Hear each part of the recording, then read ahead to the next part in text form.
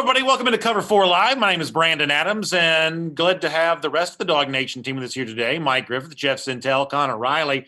A little housekeeping to take care of off the top of the program. First of all, this is the first time in quite some time that we have done this program. We've had a lot of vacations. I'm going to be on vacation next week, so it seemed nice to get everybody together one more time here. I'm also proud to announce that this is something we just sort of started for fun during the coronavirus lockdown, but when we return, as we roll towards what I hope is the start of a college football season, there's a lot of exciting things in store for what Cover 4 Live is going to become. So we'll be talking to you more about that in the days and weeks to come, but it's good to have everybody here today. I'll also say for those who want to be Cover 4 Live trivia experts, we're making history in the show today.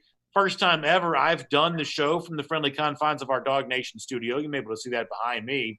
Also, about a social distance worth away from me is Connor Riley. So this is the first time that we're separated by a wall and glass, of course. But this is the first time I think Cover 4 has ever taken place with at least two of the four in the same room. So with that said, Mike Griffith, how you doing over in Athens today? Doing well? I'm doing great, BA. It's great to see you in studio. You're absolutely glowing. I can tell when you're in studio, you're much more comfortable. This is the home field advantage that you and Connor might need to top Jeff and I in today's Cover 4 production. And, Jeff, I won't get into your personal business too much, but I guess there was a thought that Cover 4 maybe left like a three-man team here today. You have been good enough to be with us, even though at one point in time it seemed like you were going to be predisposed. Yeah, guys. I mean, I just couldn't stay away. We got Brandon in the home office. We've got Mike, who's I think he might already be down in Jacksonville, not even in Athens, because he's scouting out that big story of the day, wanting to make sure that the people of Jacksonville are ready for that game one more time. But I think we got a meaty topic to talk about, and it is the 750-pound bulldog in the room, not just an elephant. Yeah. And we'll get to those quarterbacks here in just a moment and deal with that and a lot of other issues on our Cover 4 Live broadcast today. Connor, I should also tell people before we get rolling here that you and I have been pre-recording an entire week's worth of Dog Nation Daily to air while I'm on vacation the following week. And I'm pretty punchy right now, to be completely honest. I'm willing to say I'm not 110%, mentally there. Yeah, but it's the fourth quarter. And we got to push through. I do have one question to ask off the top. How tall would a bulldog have to be to be functionally healthy at 750 pounds? Are we talking a 4-foot bulldog? I mean, 750-pound bulldog, it's like a 3,000-pound Marlin. They just don't really. I mean, wait a minute. Jordan Davis is 6'5", and he comes in at about 350. So what do we say, about 13 and a half feet, maybe 14 feet? At 13, yeah. I just can't wait. I just can't wait to see the air-conditioned doghouse and the bag of ice that a 750-pound bulldog sits on. It's actually it'd be a glacier. Yeah. I think you're probably right about that. Well, speaking of glaciers, certainly it was not a glacial pace with which Georgia had to move to find out news about JT Daniels and his eligibility in the NCAA, while a lot of other folks around college football may be faced with quite a long wait to determine the fate of some of their transfer players. Georgia, by comparison, found out pretty quick about Daniels and the eligibility here this week. And as Jeff said, we want to spend a good bit of time on the Cover 4 live broadcast talking about that today and looking at some of the possibilities that could emerge because of this. And really, a number of potential factors that could play out. But, Jeff, before the show, you were saying one of the considerations that you would have to at least look at and pay attention to is the possibility that the two experienced quarterbacks, Daniels, who we now know will be a part of this mix, Jamie Newman, who we've assumed will be a part of this mix for a while. We've known about him for a number of months here, that somehow there could be a way for both these guys to coexist together on the same roster and potentially both play a little bit. That's at least a possibility worth considering, right? Yeah. I mean, I think one of the things that we were kicking around as we were kicking the can around is I think there could be 4 or 5 different timelines, not trying to sound too much like an Avengers movie here in terms of Infinity Stones or whatever, but you got 3 or 4 different ways, at least in my mind's eye, that I see that this thing can go. And there's how it could happen. And then I think all of us have an opinion about how that might be, but then we also have an opinion on what we think is most likely to happen. For me, I think the easiest possible scenario would be, you got to remember JT Daniels coming off the knee? Is the knee healthy? Is it all the way back? You heard whispers over the last couple of months that maybe that knee wasn't all the way back. Everybody saw his Instagram post with the knee brace still on. Is he fully mobile, agile, hostile, and all that stuff? Is he fully ready to go? Probably not. Is there a situation there, which I think maybe the most likely, where Newman kind of takes the reins and starts the season off, and as Daniels progressively gets better? I think if I did this math correct, I think Newman has 15 starts in college football, but Daniels has 12, I want to say. So 16. So is it 16 and 12? Is that what it is, Connor? Yeah, 16 to 12. Yeah, I knew you would be a good ombudsman on that right there. But there's really not a lot of difference in playing time right there between the two in terms of experience. And then you start thinking about, I mean, gosh, I think JT Daniels threw like 1,200 passes in high school football as well, or something close to that. That's the first thing you got to think about is Newman, and then how much better does JT Daniels get as the season goes by, and how much playing time can he kind of scrape away from the incumbent from Wake Forest. And Mike, before we get into an edge for one of the two, let me just mention the thing that Jeff had initially mentioned to us with the idea that it could be both quarterbacks playing. Mike, here's the one thing I've said.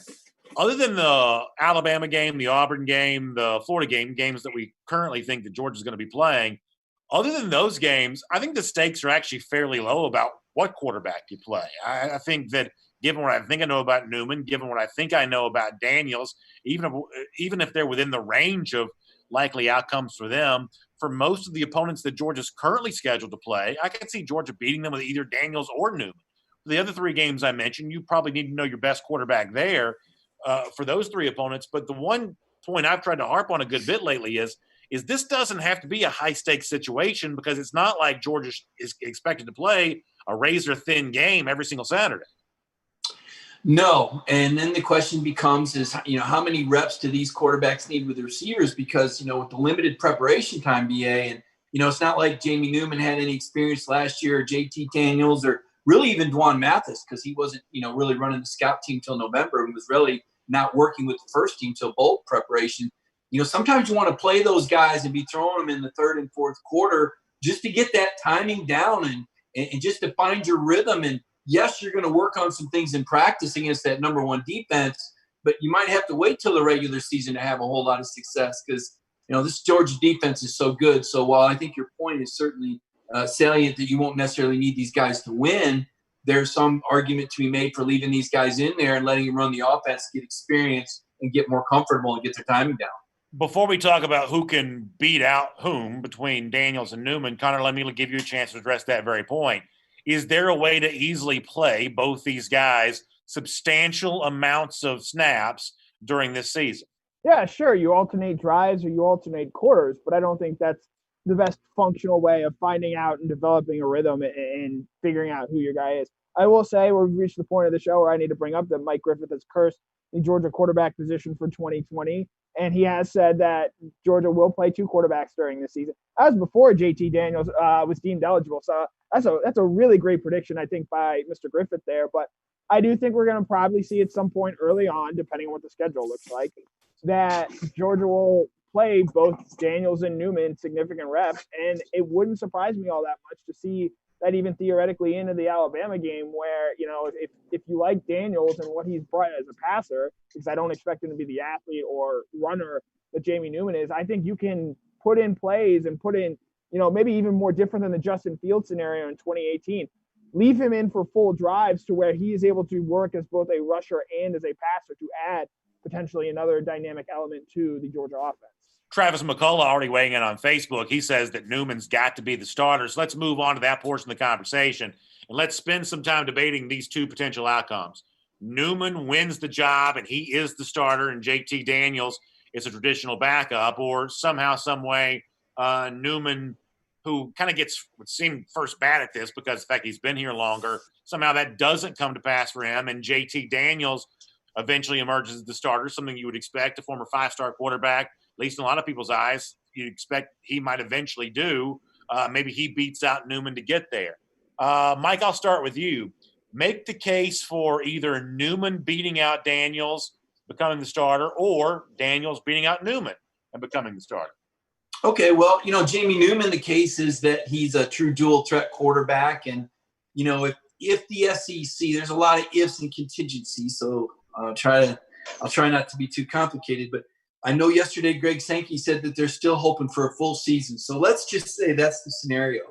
Well, heck, even if they're not, I still think it's Jamie Newman at the start of the year, because by the very nature of the newness of this offense, by the influx of freshman receivers, by the relative inexperience in the backfield, you're going to be somewhat limited by what you can do in the playbook in terms of, for example, it wouldn't help you a whole lot to have a third-year quarterback coming back with all the inexperience, because you can only go as fast as those receivers and those running backs can go. We saw that last year with all the injuries and changes at receiver, broken plays and things like that.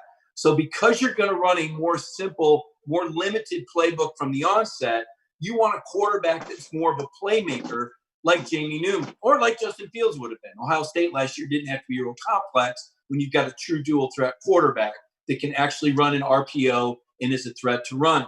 So Newman is the guy coming out of the gate because of the newness of the system, because of the lack of experience at receiver and at running back, and because of his playmaking abilities right out of the gate. I think Daniels is a guy who could emerge later for a couple of reasons. Connor mentioned that I brought up the possibility of another soft shoulder for Newman. Obviously, he missed some time last year with an injured shoulder. The SEC is a rough league. JT Daniels, a guy could emerge via injury or could emerge if the playmakers warrant it. If suddenly you have 3-4 playmakers that are outstanding level. I dare dream to be as good as Alabama or LSU at receiver, but let's say that happens, and therefore you want a quarterback that can distribute the ball and is more that pro-style quarterback. And I see JT Daniels as that distributor, more that point guard versus the shooting guard that I see Newman as. And then the third possibility, BA, we have to mention it because the football players certainly are. Dwan Mathis is impressive. And I think this is a guy that's going to press and could see some time this year as well. So, but as far as Newman and Daniels, Newman at the start of the year because of the newness of the offense and the inexperience in the smaller playbook. And I definitely want to get into the other quarterbacks that are here. Carson Beck, Dwan Mathis. We'll get into them in a moment. Jeff, what were you about to say? See, that's what I was waiting for. That's what everybody was here for today with Mike Brandon. We got that detailed, really fleshed out bicep answer for – he put all the trappings and all the trimmings on his answer. And he's kind of remarked about having two quarterback system and both quarterbacks playing. Mike right there, I knew it was coming. He introduced three quarterbacks into the mix there for Georgia for the 2020 season. And, I got kind of a charcoal briquette I want to throw onto this topic. And I guess I've been hanging around with my kids a lot over vacation. So I'm going to call this a quick factor crap. Factor crap. Georgia's best. Am I allowed to say crap, Brandon? I think I'm allowed to say on your family program. That's fine. Factor crap or true or false, if we want to make it a little bit more for a tea party. Georgia's best chance to beat Alabama involves the dual threat running ability of Jamie Newman. Factor crap. I'd love to hear what everybody has to say about that. Yeah, I'd say that's probably a fact. I would say that. I mean, the one thing I'm going to continue to say about Jamie Newman is I think in conversations like this, his ability to throw the football is completely underrated. Now, I'm not going to say that as someone who's like dissected every ounce of film that he's put forth in Winston-Salem, but I think it's reductive to Newman to say that he's primarily a running quarterback. That's the reason that he's come to Georgia. He wants to fully flesh out his passing game, and we've seen whether it be as some of the analytics sites have pointed out, willingness to throw deep, not checking down, accuracy on those deep throws. We've seen plenty of praise for Newman there in that regard. But because of the extra degree of athleticism, because of the game being played early in the season, I probably would say it's a fact that Jamie Newman gives Georgia a better chance of playing Alabama. But I also favor Jamie Newman to be the starter. Connor, what do you think? I kind of think that's crap. I think you got to go back a ways now, but you look at the quarterbacks that have been able to beat Alabama and beat Nick Saban. Yes, they have been able to do some stuff with their legs and running and creating. But Joe Burrow last year won that game with his arm. You'll go back years ago now, and I realize this is back when I was, I believe, a freshman in college when this game happened. John Football, he was able to move around behind the line of scrimmage, but he won that game with his arm. You look at Chad Kelly in 2015 when they won at Alabama. That game was won thanks to Chad Kelly's arm. Well, yes, having a guy able to move around is helpful and benefits. I think we all agree to that standpoint. At the end of the day, it's going to come down to which quarterback is able to make the throw when they absolutely need to make the throw. Because Georgia, you even look at in past seasons, they found themselves in third and distance, third and long situations. And unfortunately, in those big spots, they just haven't been able to make the throw that they needed to in those spots, whether they've been ahead, tied, or trailing. So I think that's the biggest thing ultimately that it comes down for me is you have to know who that quarterback is, not who's going to be able to scramble for the first down necessarily, but a guy who you trust the most to fit a ball in a tight window and make the throw to George Pickens most likely, or if the game is early in the season, when it absolutely needs to be made. Mike?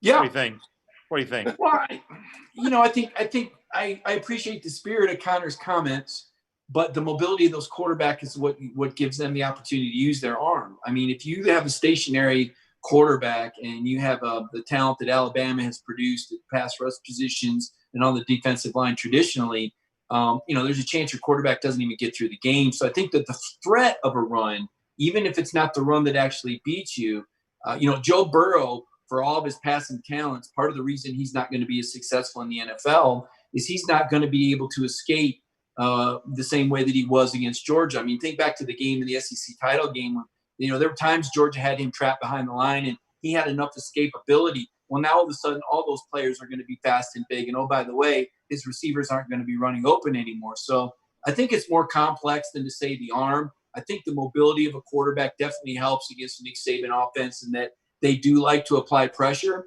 But there's something to be said about not blitzing or pressuring a running quarterback, because when you blitz or you pressure, you give that mobile quarterback a chance to beat you with your legs. So with his legs. So the game plan changes inherently going in, because when you pressure, Connor, you bring that extra guy all of a sudden, and you played football, you know this, you're giving up something on the back end. And if that guy doesn't deliver and land, then all of a sudden there's going to be somebody running open. So the game plan changes just by the very nature of a mobile quarterback. I will say, go ahead, Connor. Go ahead. If I could retort, since Jeff and Mike both think, and I'm guessing BA thinks mobility will be a big key for Georgia's quarterback when they play Alabama. Give me a number. How many rushing yards does Georgia's quarterback need to have in that game against Alabama? Well, I think that this is a long time ago now, so maybe it doesn't even matter. But I think your interpretation of what happened in 2012 when Johnny Football beat Alabama in Tuscaloosa is a little bit different than mine is. There weren't a ton of rushing yards for Manziel that day, but my memory of the game is, boy, he really kept a lot of plays alive. And when I think about Jamie Newman running to get receivers open, which you may have to do against a very talented Alabama secondary, I could see Newman's legs being a factor in a game like that, even without rushing for a ton of yards. Because, and I'd say Chad Kelly in 2014, the game they won in Oxford, I kind of felt like was kind of the same way. Maybe not a ton of rushing yards, but boy, a lot of plays were kept alive by a quarterback who, frankly, nowhere near as athletic as Jamie Newman probably is, but more athletic than not. Sometimes the legs aren't about rushing yards. They're just giving a receiver a little bit more time to get open. Imagine how, nice that would have been a year ago for receivers that at times were having a little bit of issue getting off that press coverage. Connor, I'd say probably, I don't think it's a 60-yard rushing day or anything like that. I think it's probably 4 first downs that are converted, maybe a 3rd and 6 where Newman gets 11, and then maybe a 4th and 4 where he gets 6. I think it's about 4 first downs that maybe Newman might be the difference. I personally don't think it's going to be a quarterback's legs that would be the difference in Georgia finally knocking down Alabama and knocking out Alabama. I think it's the quarterback's abilities to make Georgia's receivers better, which would be the eventual bell cow and a victory there for Georgia. I just, now that, Daniels is what he is, I'm just still kind of floored that Georgia is going to go into that game having 2 quarterbacks that are more talented and more experienced than Alabama has in that football game. And I kind of scratched my head to see how we got there. Well, I want to go back to where we were a moment ago. I think the point that first of all, the point you make about converting first downs, I think is excellent. A 9-yard run for Jamie Newman, if it came on 3rd and 8, he doesn't have to have a lot of rushing yards if you convert a couple of would-be fourth downs into fresh sets of downs. That'd be a big deal there. But to go back to the topic that I guess kind of started all this off, Jeff, if I put the ball in your court, does Jamie Newman, is he the starting quarterback in this team, or will it eventually be JT Daniels? I guess the most interesting thing for us in the content business would be if Newman starts game 1 in Tuscaloosa and then Daniels starts game 2 in the SEC championship game. I think you could see that type of development for both players. I think the thing, if we want to sound smart and analytic and actually know what we're talking about right now, I got to know this. Just give me this one little dose of reality. I want to know, tell me what Monken's implementing this fall. Is he implementing what we saw Jameis Winston in Tampa Bay? Is he implementing what we saw Southern Miss Nick Mullins? Is he implementing what we saw maybe Oklahoma State years? How big is a quarterback run game, and RPO is going to be a part of that? Because if it's a big part, then Jamie Newman is rocking and rolling a little bit. But if it's sort of similar to what he's had a lot of success with so far in the past, JT Daniels, I'll just echo the distributor, the spinner of the football. Daniels folks, there's a reason why I think I looked back at Newman's quarterback ratings earlier this week. And this was a long time ago, folks. He came out in Jacob Eason's class, but Jamie Newman was around 650 or so as a high school quarterback prospect way back in 2016. You see all that ability that JT Daniels has and the way he distributes the football. Still stuck in the back of my brain, Brandon, now that Daniels is a reality for Georgia in 2020 was that week. He was out in Texas as a reclassified 5-star for the 2018 class. And the way he delivered the football, the way he led his team, the way he spun that thing in Texas, man, was as good as anybody there that week in Texas. And that did include the one fabulous and splendid Trevor Lawrence. So you think that Daniels is going to win the job eventually? Or maybe from the get-go? I just think it's going to be a heck of a competition. And I think, everyone wants me to say, yeah, this guy or that guy.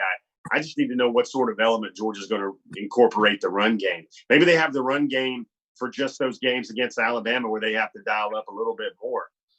Let's not forget, as far as mobility goes, you got to wonder, what Daniels has with the knee. But I do agree with something. I guess he's a national or regional guy. Mike's good buddy Cole Kublet said, is really what it does is it takes the training wheels off the Georgia offense from the quarterback position. Because if it is Newman or Daniels, they can do whatever they want. They can incorporate RPOs. They can move the guy around. They don't have to worry about an injury like they did in the 2019 season because, as stated earlier, Georgia's got 2 quarterbacks that can get it done at an all-SEC level now. And let's not forget, I do think, we spend all this time pontificating and speechifying or whatever. Wouldn't it be funny if DeJuan Mathis just takes this job and runs with it? Well, we'll certainly get to those guys. I do think that both Mathis and Beck will definitely be heard from this competition. Connor, did I hear you say earlier you think that Daniels wins the job over? No, I think Newman will start the season and start with the job, but I think when Georgia plays Alabama a second time in the SEC championship game, assuming that happens, I think it's going to be Daniels. I think as he gets more comfortable in his knee. I believe it was Jeff who brought up, wanting to know what we're going to see from a Todd Monken offense. You look at some of the offenses he's had, he has not relied on running quarterbacks both at the NFL level and in college. Nick Mullins and Brandon Weeden both finished with negative rushing yards the last time he sort of coached those guys. And so I think you've seen, Monken put up big rushing numbers and numbers that, go into the air raid offense, the sort of RPOs and things that people think are in vogue nowadays. But Monken in the past has not relied on his quarterback to really contribute to the ground game. The most important thing that quarterbacks have done in his offenses have been connect on deep passes. Now, I think that is something Jamie Newman does really well, and it's probably one of the better attributes of his game. But, the point Jeff brings up with Daniels, like there's a reason this guy was as hyped and as good as he was. And there's a reason when he was supposed to be a senior in high school, he was starting for USC. And I put a lot of significance into that. So, Connor, I'm going to stay with you for a moment because both Jeff and Mike have both mentioned the name DeJuan Mathis. We'll get to Carson Beck on this too. Where do you think DeJuan Mathis and Carson Beck fit into this? Because, as Jeff's alluded to, certainly DeJuan Mathis, who has been here and been on campus, he'll be a part of this competition. Carson Beck came to Georgia because he thought he had a chance to compete and win the starting job. How do you think Beck and Mathis factor into this discussion at the moment? For the 2020 season, I think it's really hard to say. Part of me, we knew enough about Dwan Mathis's health at the point in time when the Daniels news came out that he was transferring to Georgia. That if Kirby Smart was totally confident and comfortable with what he had in Mathis, and I'm talking like 100%, he feels really, really good about this guy. I wonder why he bring in a player like Daniels. And as far as Beck, when you have a guy like Jamie Newman coming in, and when you have guys like JT Daniels in, and I know Jeff has spoken very highly of what Beck can be and what he potentially will be, but as a freshman right now, with so much uncertainty in what's going on and being disrupted, I think the fact that those guys have started 10 plus games, a dozen plus games at the Power 5 level in a season where there's so much uncertainty, I think is just something that really can't be overlooked. And it's an advantage Georgia is going to have over a number of teams that it potentially plays. And I think it needs to sort of use that advantage that it has. Mike, what do you think? Go ahead, Jeff. Brandon, I'd like to jump in right there and add one thing. To me, and maybe this is just the way I look at things and the way I think bringing in Daniels, in my mind's eye, and I'll make this point really quick, I think it's a referendum on Jamie Newman. I think it's a referendum on maybe Georgia does or does not have the national championship starter so far from what Georgia has seen out of Newman than anything about Beck or anything about Mathis or anything else like that, a capable backup. I think that's the situation where, if Jamie Newman looks like the number 2 quarterback in the draft next year from the jump, and maybe he's hurt a little hamstring a little bit because he didn't get a chance to do that during spring ball. But I think bringing Daniels in, that you're bringing him in to compete for the job and to see who's better between him and Newman. You're not bringing him in to, shore up the depth chart or, prepare for Mathis or prepare for Beck not being ready yet. What about Mathis and Beck? How do they factor into this discussion in your mind, Jeff? I like both of those guys. And you know what? It would be just like the 2020 football season, guys. Mike and I were having this discussion earlier this week. What do you think happens in the 2019 season if Dwan Mathis doesn't have a significant brain injury, a brain surgery? I'm sure he probably plays a lot. Maybe he plays in some of those contested games. Maybe he's a red zone weapon a little bit against Kentucky or Texas A&M. Or, Mike brought up the point that, moving the football wasn't the problem against South Carolina, but maybe getting touchdowns against South Carolina in the red zone was. Just wonder what you got to remember. Dwan Mathis going to have a big arm, going to be faster than Newman, bigger than Newman even. Is he raw? Yes, he was. He wasn't one of those Elite 11 top quarterbacks coming out, but he's also had a year of football absorption in the Georgia system, strength and conditioning under Coach Sinclair. Of course, he hasn't played, hadn't had real live game reps or contact whatsoever. But, man, wouldn't it be fascinating if Dwan Mathis somehow becomes the man when everybody else is looking at the sleight of hand from Kirby Smart about Newman and Daniels, and the winner of the job actually ends up being the guy that can run the 100 meters in about 10.9 seconds. But when's the last time that happened around college football, obviously barring COVID outbreak? I mean, I can remember years ago when Major Applewhite was somehow magically better than Sims at Texas, when that was a little bit of a surprise for people. But when was the last time a truly surprising – I'm not saying that hasn't happened. I'm saying I don't know. I can't think of a truly surprising outcome in a quarterback competition. What am I missing here in terms of – someone coming from, around turn 4 and surprisingly winning a QB competition? When has that happened in football? I think I remember Baker. I guess maybe, I don't know. I think I remember Baker Mayfield. Remember, Baker Mayfield came in as a walk-on at 2 programs. Remember, he left Texas Tech and then he goes to Oklahoma. I remember him just coming out of the scout team quarterback role at Oklahoma, and then the following year he's the apple of Lincoln Riley's eye. But did Mayfield ever beat anybody out for that job? At Oklahoma, Trevor Knight, who rolled up a ton of points and yards on Alabama in a Sugar Bowl at one point. Okay. But even I would go another Texas Tech example, who I believe they were at Texas Tech at the same time. Patrick Mahomes came out of nowhere, and then he starts putting up big yards. Granted, it's a Cliff Kingsbury Texas Tech offense. But there have been times where, guys that weren't all that highly thought of or weren't super well known, I think in recent history. I think even you look at Georgia in 2015, obviously was not a good season. But being around the program then, when Grayson Lambert transferred in, almost no one thought he was going to be the game 1 starter for Georgia that season. In fairness, that was my pick, though. This predates Dog Nation Daily, but that was my pick. There are a lot of people that were still very, very confident in Bryce Ramsey at that point in time. And there were people that were very surprised when Mark Richt made the announcement that Grace Lambert was going to be the starting quarterback for Georgia.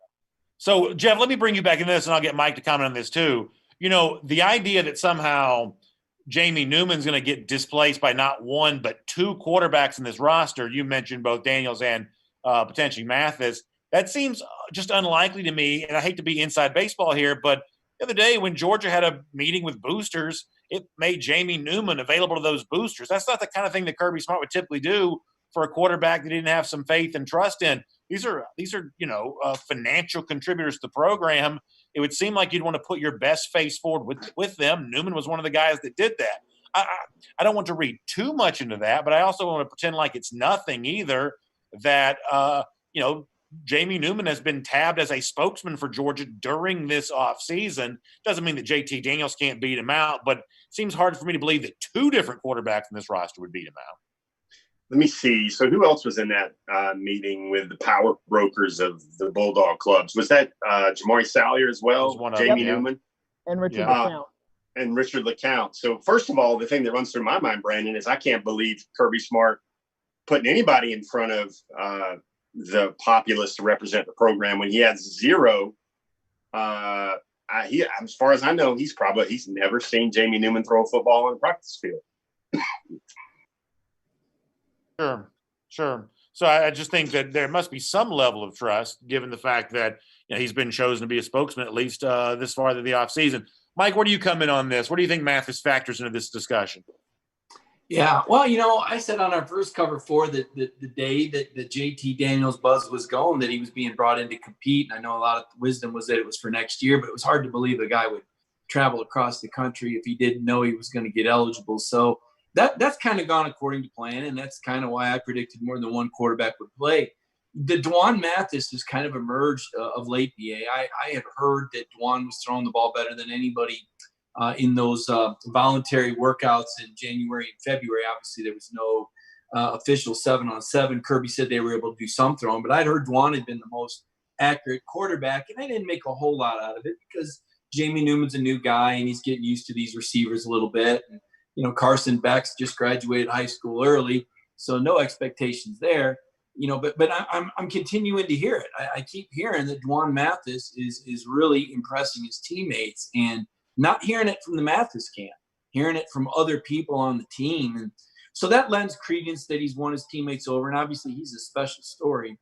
He's a Walt Disney story. If this guy comes back from brain surgery and plays quarterback at Georgia and leads them against Ohio State in the championship game, boy, wouldn't that be a storybook end to a season. Let's remember, Dwan Mathis was the Ohio State's choice at quarterback. So right now you got a guy that was a USC choice at quarterback, a guy that was a Wake Forest choice at quarterback, a guy that was Ohio State choice at quarterback, and then there's one guy that was actually recruited by Georgia out of the gate, and that's Carson Beck, and I think he's a year away. But, the way Dwan's been working out, the fire that he's brought, there's a different level of intensity when you've had that brush with death, as Dwan has. There's a different fight that you fight when COVID-19 really keeps you pinned down to Athens. All this time, Dwan never left the Athens area. He didn't go back home to Michigan. He's all in.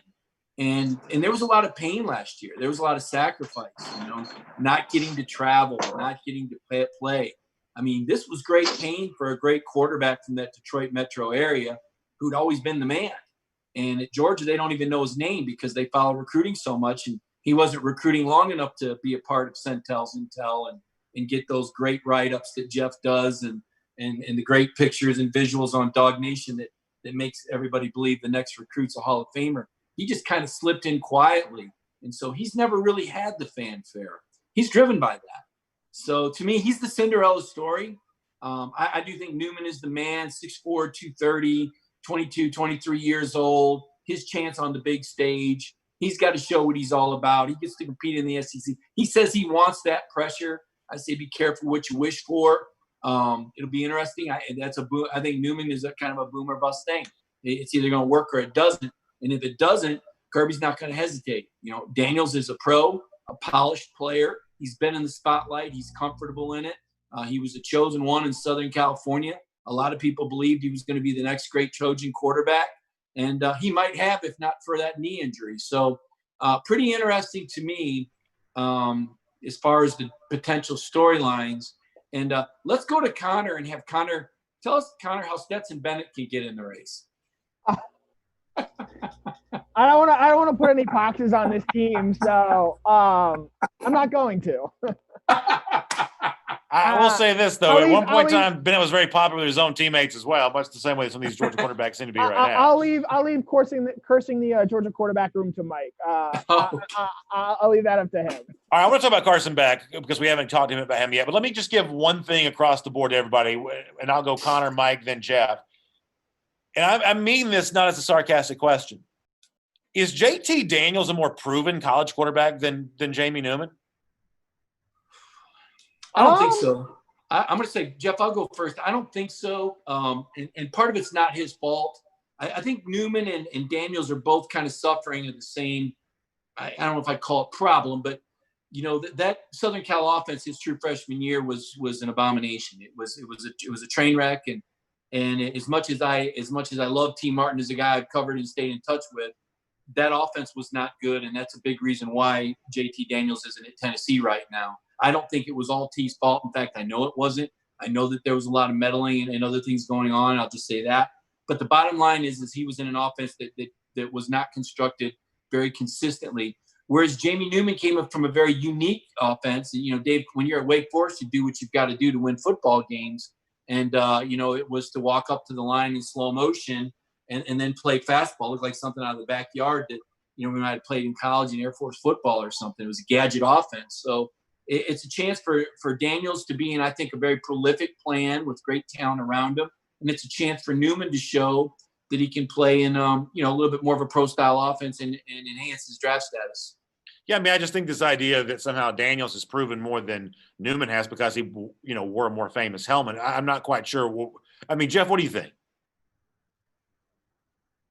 The way I got to chop it up and I got to look at all these things is, what's the experiences like? So you want to say like, well, first of all, will anything look like an SEC experience? Well, hold on, but I feel like this is a simple question though. Has JT Daniels proven more at USC than Jamie Newman has proven at Wake Forest? Like, I feel like that should be a fairly simple question.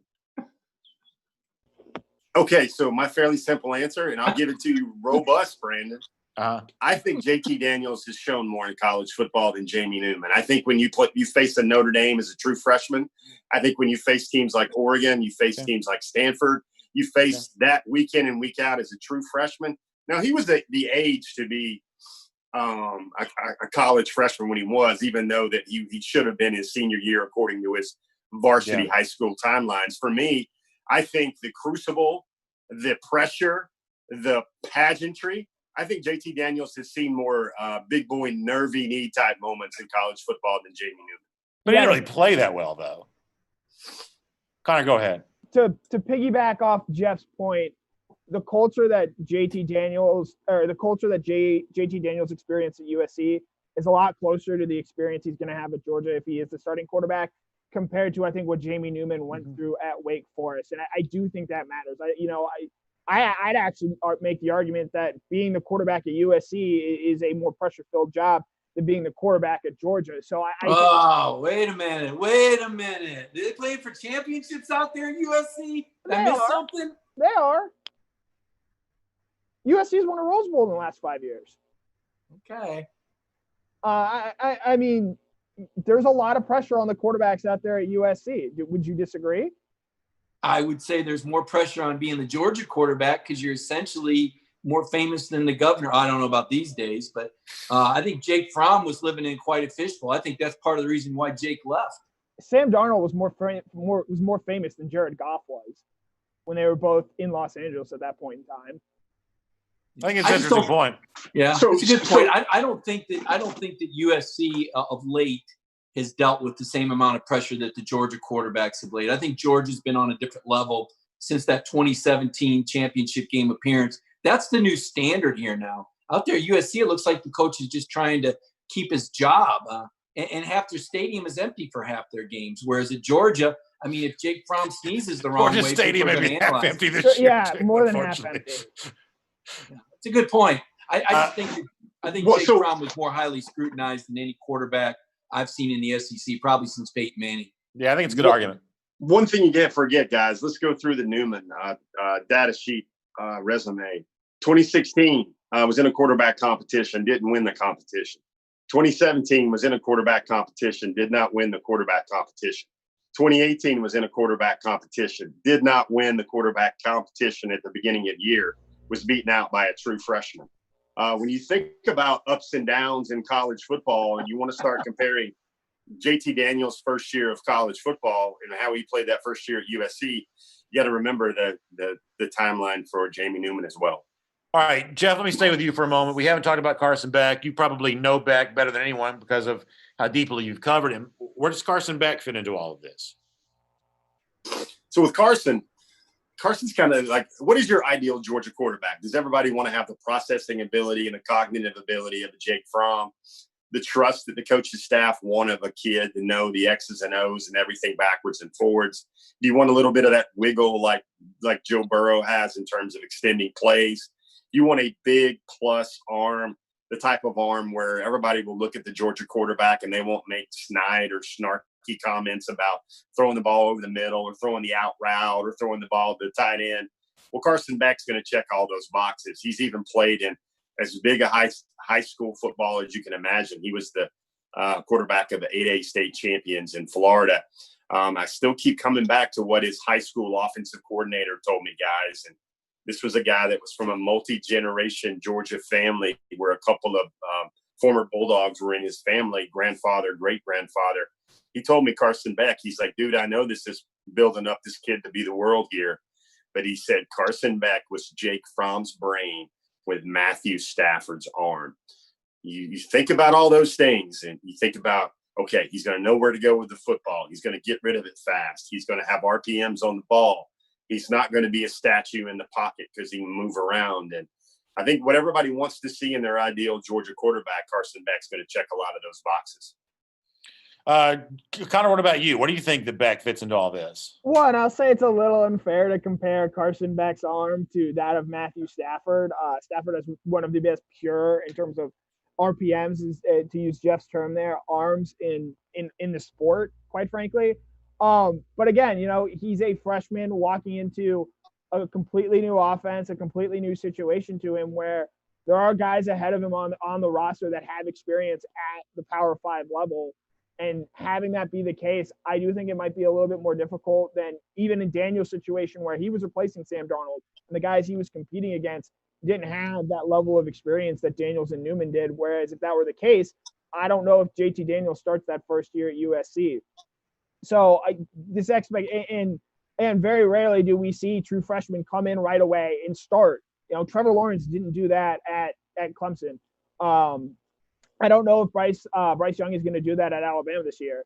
So it's very difficult at the quarterback position to come in and start right away. And when we've seen that, usually those guys don't tend to play all that well, quite frankly. Jake Fromm, while he did start early in his time at Georgia, he was not exactly lighting the world on fire, putting up big statistical numbers. And granted, he was playing against very good competition.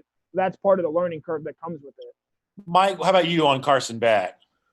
Well, I think he, is one of Jeff's terms there. Maybe the floor is not as high, but the ceiling is. I'm surprised the coach didn't say he had the poise of Joe Montana and the moxie of Dan Marino while he was at it. I mean, look, the guy is talented though. He does have swag. He does have confidence. He does hold respect with his teammates. The question is, does he have patience? Because it's going to take him time. I think he's clearly behind Dwan Mathis right now. But I do think the ceiling is high. I think Carson Beck is an NFL quarterback. But that doesn't necessarily mean that you start right away at Georgia because of the depth chart, because of the demands, because of the pressure. I mean, the culture here is just completely different. And, Kendall Milton said that when they did that interview with DJ Shockley about learning from some of the guys in the South how much it means. And, I remember covering Casey Clausen, a kid from Southern California, and nobody cares on the weekends out there in California. That's the problem. There's just too many other things to do. You just drift back into society and you lose the game. And on Monday, you're back on the strip and nobody knows who you are. I still remember Marshawn Lynch walking out of Neyland Stadium after getting pasted and losing by 4 touchdowns, and he's singing a nice little song, and it just doesn't matter because he's going back to Cali and nobody really cares. Whereas down here, you wear that loss 365, 7 days a week with everybody that you encounter, and the handshake is a little bit more firm, or used to be before COVID, if there's a victory, and people may not look you in the eyes when there's a loss. Carson Beck, though, is a guy, BA, that I think is going to grow in this program. I think he's a gamer. I think he's a great athlete. I hope I hope that he stays at Georgia. I think Georgia fans had better hope that he's patient and doesn't transfer to Florida. He's the kind of guy that could really come back to haunt you if he were to grow disappointed with his role on the team. But I think he'll stick it out. I think they're going to somehow keep all 4 guys because of the way Kirby's practicing, 1s and 3s, 2s and 4s. With these COVID-19 guidelines now, there's a chance you might have to play 3 or 4 quarterbacks just to get through the year. You're right about that. This is a very different kind of year, but let's look at typical years for a moment. And I'll be kind of quick with all 3 of you on this. And this is not a rhetorical question I'm asking. When was the last time that a third quarterback was relevant at Georgia? I'm not meaning that in a disrespectful way, but the way we talk about, Jake Fromm, Jacob Eason together, or Jake Fromm, Justin Fields together. When was the last time we talked about 3 quarterbacks before? It's just hard to play 3 quarterbacks. It's hard to have a role for 3 quarterbacks. Maybe I'm not thinking of an example when that did happen. Maybe, Mike, you can think of other examples in the SEC, but it seems like we talk about tandems of quarterbacks a pretty good bit in terms of who's going to win a starting job. But the idea of a trio of quarterbacks, or what Georgia seemingly has right now that we're at least talking about, a quartet of college quarterbacks. When's the last time at Georgia we talked about more than just a backup? I mean, I can think back to 2015 when Fatan Bauta started against Florida. I hate to bring that up, but I think for most of the year he was the third quarterback there. And then we saw what happened there. It's not an apples to apples comparison, but Ohio State did play 3 different quarterbacks. That's true. During the 2014 season. Yep. Granted, Jermaine King brings it up too, by the way, on Facebook. Good point. JT Barrett and Cardell Jones both got on the field not because of inadequate play, but because of injuries to the guy in front of them. So because I had never heard of Cardell Jones until he started playing for them at the end of the year. Yeah, so that I think is an example, but that's a pretty extreme injury scenario where you have guys like going like that, or like Maryland, how they always have to end up playing a linebacker at quarterback because their quarterbacks just seem cursed. They have done that. Jeff, what about you? Do we feel that this will be the quickest hook for Kirby Smart of his quarterback time at Georgia, where he'll shuffle guys in and out now at will, I guess, with maybe ineffective quarterback play looms? I think so. I don't know. I don't necessarily think so. I mean, I don't think Kirby's playing. I don't think Kirby's playing 3 quarterbacks with regularity. No, I don't. I probably don't think that. I mean, unless coronavirus just wreaks havoc. But if that's what it takes to get through the season, then maybe we might have to. But I don't think that's the case. Mike? Yeah, no, I wouldn't think so. Not in the big games. I think it depends on the time of year. I mean, like I said, if we're talking about a conventional season, it's a 3-game season leading up to Alabama, and then all bets are off, and you reshuffle the deck and you see what you have, and perhaps in the next, I guess you really have 1 or 2 weeks of relief before you play Auburn at home on October 10th. For some reason that October 3rd game escapes me. I believe there's a Louisiana Monroe or something like that the week after Alabama, where maybe you could experiment a little bit if you don't like what you see. I saw 3 quarterbacks at Tennessee with the year 2004. They went to the SEC championship game. Eric Ainge got injured. Brent Schaefer went by the wayside, and Rick Clausen, a guy that Nick Saban thought so little about, he didn't even. He gave him a full release from LSU, and then Rick Clausen came back to beat LSU and Nick and Les Miles the next year in a makeup game after the Hurricane. To your point, though, BA, it doesn't happen often. I do think, though, in a year like this with COVID-19, where, some of the things that they came out with today that I think we have to factor into the discussion a little bit is if somebody tests positive with COVID-19, it's 10 days out. And if you come in contact, so I guess if you're a DB that intercepts a pass, I don't know, it actually says close contact, it's 14 days. So, there's a possibility that, and the thing I keep thinking is, boy, this sounds devastating. Boy, this sounds hard. But the harder it sounds, the better it seems for Georgia, because I can't think of another program that's got kind of depth that Georgia. Yeah, depth of roster helps. Yeah, depth of roster helps for sure. Mike, since you're on the topic, let's finish with this last couple of minutes. give us an idea of like what's new related to coronavirus and, just kind of where things are. There's been a lot of news this week related to that. Give us the latest, and then we'll have some comments on that on our way out the door here today.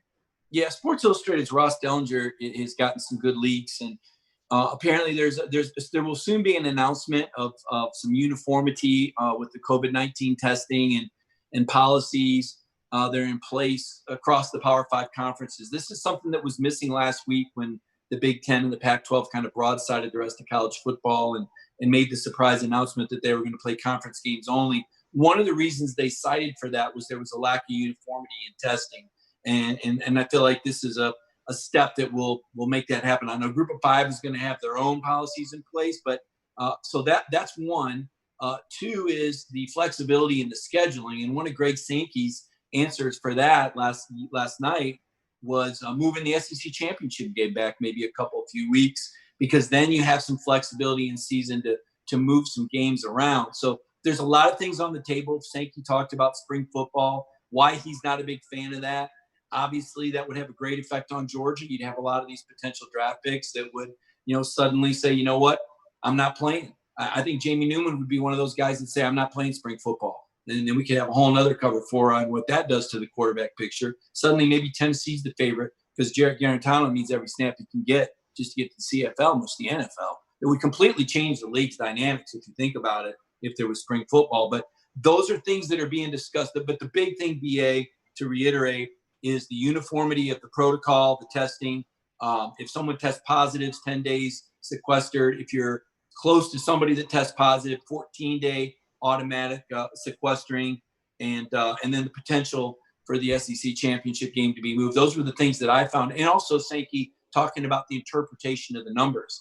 Everybody wants to focus on what if somebody gets COVID-19 playing football. Nobody talks about, well, what's the safety of the college athlete if there's not a football and they don't have access to those doctors and the daily regiment that they go through. Jeff, how many regular season games do you think Georgia's going to play this season? Oh, wow. I like that topic. I don't know if they'll schedule more than 10. I can see them only playing 7 or 8. I can see it being a situation like that. And Brandon, I guess you would roll your Gator Hater countdown over if the Georgia-Florida game got postponed and was not played in 2020. You'd be able to. We've already said this as disastrous as it would be if Georgia didn't get a chance to beat Florida again this year. It's only fair that the Gator Hater Updater continues to climb. Yes, it will not be paused. It will continue to climb. I feel like now I have a pretty good idea of what I think the most likely outcome is, at least my opinion. It's not necessarily what I would want, but I believe I know what it is. But I want to see Connor here first. Connor, how many regular season games do you think Georgia plays this season? And if you say 0, I'm throwing my laptop across the room. Well, now I'm going to say 0 because I want to see that. There's part of me that there's a to use Greg Sankey's term, there's a high worry that we don't end up playing a college football season, just given what the numbers continue for those to be and sort of what steps need to be taken to sort of get this disease to a place where it is more manageable and we're not seeing outbreaks at the rate that we currently are. But I do think the SEC is going to try its absolute hardest, which it should, and I believe every conference should, to try and play a college football season. And because of that, I will say that the SEC is going to set it up to where they go to an 8+2 model, 8 conference games plus 2 non-conference games. I think you're going to see, and this has been thrown out there, a scheduling alliance between the Big 12, the ACC, the SEC, and I think it's important to include Notre Dame in there as well, given I believe Notre Dame is scheduled to play 6 ACC teams. Doing some quick math here, you can give them, and with Alabama and Texas A&M theoretically, they're actually already having a non-conference game scheduled. Let's say you get that alliance together. You have an Alabama Notre Dame game. You have a Texas A&M Notre Dame game. That makes Notre Dame a little bit more whole. That makes the conferences as a whole, all on or sort of similar playing styles or playing times. So I think that's something to really look for. But I think the SEC and ACC and maybe the Big 10 or Big 12 as well, excuse me, not the Big 10. The Big 10 has pretty clearly voted themselves off this island, off this alliance. I think we're going to see an 8+2 model this season. Connor, I hope you would be right. I like your idea better than mine, but if I had to guess, my opinion is it's going to be 8+1.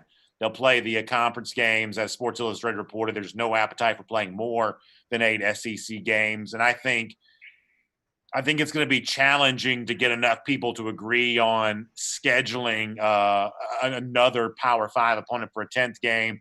To me, it seems really easy to play 8+1 because almost everybody in the SEC already has 8+1, with the exception, I guess, of Alabama and Texas A&M. It just seems like a fairly easy thing to pull off. Mike, that to me seems like the most likely outcome here. I've given up on the idea of playing 12. I don't want Georgia to play groups of 5 in FCS right now. 10 would be a blast. I think it's 8+1. Mike, any thoughts on that? Oh, yeah. I'm glad you called on me. I'm going to say 6 because I think they're going to try to play a full You think they only play 6 games? Yeah, I know. I think, I thought BA was bummed about my deal. I'm depending on you. What happened? It's an election year. The blue checks I'm are not going going to down that. No, get the blue checks are going to get what they want for a little while. And then they're going to realize that there's accountability whether there's a season or not. I mean, right now, all the pressure is don't have a season. Everybody's at risk. Stay in your house. Don't leave. Don't breathe air. And then once they realize there's not a season and the backlash is going to be so incredible, they're going to go, you know what, we're accountable for this too. And they're going to move forward and realize that, you know what, we're not playing football this first week and there's still COVID-19 and they're going to go in scramble mode. I think they'll get at least 6 games in. I mean, I'm hopeful that they play an 8-game conference schedule. But if it's 6 games, that's not a season. That's just a collection of football games. 6 games is not a season. There is no national champion. There is no SEC champion. Now, in the old days, the SEC only played 6 conference games. But 6 games is a collection of games. 6 games is not a season. I feel the same way about Major League Baseball. Listen, the Braves won the World Series. I guess I'll buy the T-shirt. But 70, 80 games, that's something close to a season I can call legitimate. 60 feels a little bit different. It's tough to call anything less than 9 games. It's tough for me, or even I'll say 8 because that's at least your SEC slate. It'd be tough for me to call less than that a season. Well, even if you play, the good news is Alabama still doesn't have to beat Auburn or go to the SEC championship game, and they'll make the playoff because they're keeping the same 13-member panel. They're not changing that. That's one of the disappointing things to me. Another interesting thing to note I picked up today, BA, you were talking about the latest news. A&M in Arkansas supposed to play a neutral site game in Dallas, and A&M says absolutely not. In a year like this, we're going to keep a game like that at home. It's supposed to be a home game. Greg McGarity, line 1. As Georgia and Florida still say they're going to play in Jacksonville even if there's no fans. Tradition, right? So it's kind of interesting to see the politics of how this all shakes out. And if you don't think that the pressures have a lot to do with it, I mean, Greg Sankey is to me one of the most collected, most rational men that I've encountered. And certainly I do think he's the man to be the SEC commissioner. But, he's really feeling the heat. There's a lot of pressure right now. There's not a right answer out there. And I feel like we're in a give and take society where we're trying to make everyone happy. And that's why I would say I'm not optimistic for a full season, but I do think that ultimately people will realize the value and weigh the risk factors both ways. Instead of just looking at it one way, let's look at what the country looks like without football. And is it really any safer? And the answer is no. I would say the details of that Sports Illustrated report this week made me feel a little bit more optimistic. Jeff, Connor, give me some final thoughts here and we'll get ready to wrap up. Any reaction? Go ahead, Jeff. You go first. No, man, go ahead. You're closer. Ty goes to the closer person to Brandon. I am flabbergasted that I threw out there's a very real chance that Georgia plays 0 football games this season. And that was not the most upset BA got during the show today. I did not. I really didn't want to throw it out there. I was worried about his negative reaction. And when Mike threw 6 games out there, oh boy, I did not see that. Listen, I thought Mike would be, optimistic. He's typically, kind of a happy-go-lucky guy. The fact that Mike's giving me 6 is not a season. 6 is a very just. It feels like the grossest of gross money grabs. It's not. You're not playing. To Mike's point, you're not playing a football season to sort of have the benefits that the actual societal benefits that I believe exist of having a football season. You are simply only playing those games to try and recoup some television money. Yeah, there's no consideration for competition whatsoever. It is the purest of cash grabs. And I think BA's point, that's at a 6-game schedule. While I appreciate what they would potentially be trying to do, it just satisfies absolutely no one. Well, not a 6-game schedule. I think they're going to have a full schedule. I just think because of some considerations, some games being canceled. Oh, you think they politics. Get? Yeah, I see a 10-game schedule, BA. I see a 10-game schedule, but how many games actually get played in the regular season? 6 was my over-under there. That's interesting. Jeff, how about a final thought from you? So, Brandon, I think you're comparing the 6 to the 12 or the 15 or the 10. I mean, the big question you got to think is 6 versus 0, or does George Pickens still get 1,000 yards receiving in a 6-game season? What if I told you he had 1,000 yards receiving in a 6-game season? You would be chomping at the bit to share content and your views about that type of Georgia football prolific passing offense. That'll only be about 159 yards receiving per game for one George Pickens to crack 1,000 in 7 games. Yeah, listen, I've already joked about this. I think in terms of what a normal season is, I talk on Dog Nation Daily. I mentioned records for teams 7-5, 4-8, whatever else. I sort of think in versions of what adds up to equal 12. I'm not even sure what's good if you're talking about a 9. Like, what are the benchmarks of like typical individual performances or acceptable records? I really have to say it's going to take an entirely different calibration for Major League Baseball, much the same way. There's a certain caliber of what a 30 or 40 home run season looks like, or, teams that win 90 games. You kind of know what that is on the basis of a 60-game schedule, which Major League Baseball is about to embark on, which is certainly better than nothing. I'm not even really quite sure how you recalibrate those benchmarks. Yeah. Listen, I am optimistic. The daily grunt, maybe it's just worn me down. If you would have asked me yesterday, BA, I would have given you 10.